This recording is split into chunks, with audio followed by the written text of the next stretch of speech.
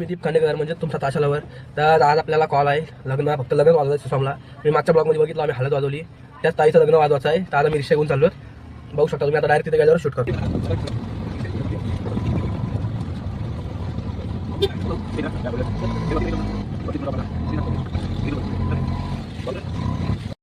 मेरे घर के आगे सही ना तेरा मंदिर बन जाए.